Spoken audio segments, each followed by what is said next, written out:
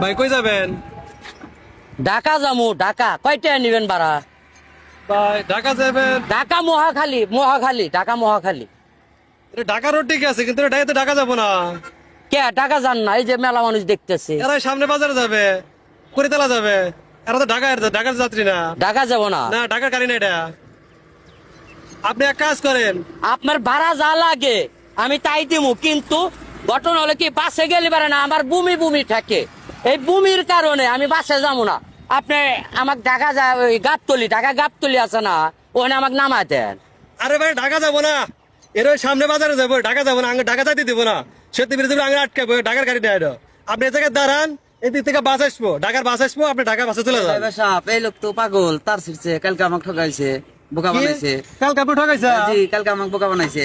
আপনি কি যাত্রী? আপনি আমাকে চেনেন? পাগল, কালকে আমাকে বোকা না, বানাইছে। আপনি তো আমি আজকে দেখতেছি।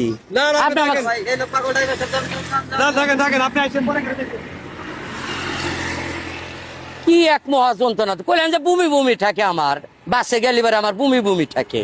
তাহলে এখন আমি জামুকে বগেরা, ঢাকা গাবতলি জামুকে বগেরা, আজকে জামুই না।